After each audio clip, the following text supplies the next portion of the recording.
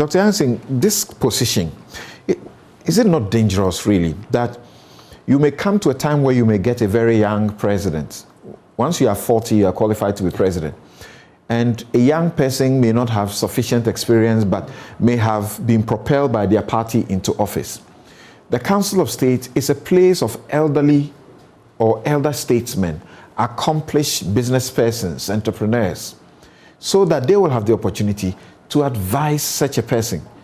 And like we know in Africa, we believe in getting wisdom at the feet of the elderly.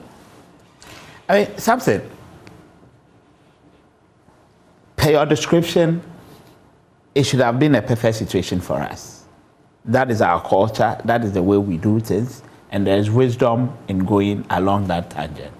Unfortunately, just as my other panelists have said, it is the way that institution in itself has been utilized, composed, that is creating the problems for us. What clearly was a good intention from the framers of the Constitution is now becoming an albatross around our necks. If you look at, let's say, the three designations for the CJ, the CDS, the IGP, you can see clearly the wisdom in that. People with experience in legal matters. Clearly, the CJ will stand tall. So if somebody of this nature is there to advise government, it's fine.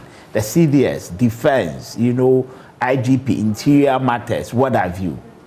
I think that if we had taken the politics out of it, such that the president wouldn't have the power, unfortunately that's what the Constitution prescribed, to appoint as many as 11 persons, but rather we had composed it such that people with a lot of experience and knowledge from strategic segments of the society, like what was done for the three, had actually been outlined, so that these people will come in more or less as independent technocrat professionals, people who have wisdom in all kinds of areas, come together and give advice that to a large extent should be binding and guide the president for us to succeed. Unfortunately, that is not what we are seeing. It is rather becoming a tool for cronyism. It's unfortunate when you hear of elections at the regional level. You can see political parties, especially ruling parties, being actively involved and wanting preferred persons voted for and ultimately represented on the Council of State. And you ask yourself whether they are not going to be doing the business as usual, where people who are affiliated to particular political parties sometimes even find it difficult to tell the president the truth. And this is what is leading us to all the chaos we seem to be seeing now. And unfortunately, if you go through all the documentation that have come up from the Constitutional Review Commission, the various emoluments committees that have been put up by various presidents, you get that inkling that, look, we need some reforms, if not complete abolition of the whole Council of State. So where do you stand? I think that the service we've done to ourselves as a people is the non-implementation of the report of the Constitutional Review Commission. This particular thing was an exercise that covered the larger majority of the country.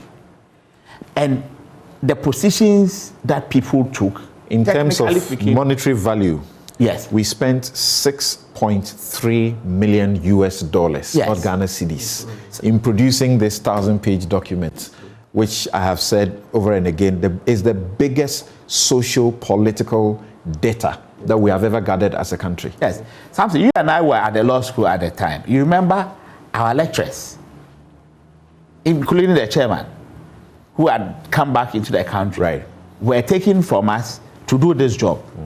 We wish they had even stayed to give us more wisdom. Yeah, we were so unhappy when Professor Fiajo was being taken from our class. Yes. Because he was bringing us, the new thing about law is what is known as ADR, Alternative Dispute Resolution. At the time. And he was the one taking us through, so accomplished, did a lot in Barbados, written on it. He's consulted, across the globe.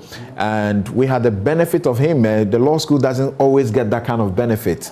And we had his benefit coming and taking us through. Then before we said Jack, he had been appointed, he was taking Nobody wanted to miss a minute of his life. Yes. You see, so you had people who were well accomplished, had the knowledge, they went round without politics being, in quote, their primary consideration, and came out with a report which actually reflected the aspirations of the larger majority of our people.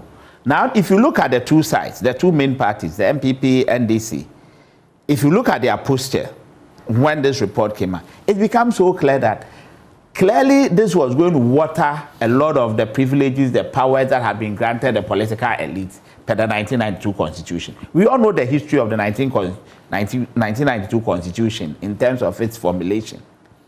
And once this came to the fore, you can see per their actions, they don't want that to happen. And that is actually going against us as a people.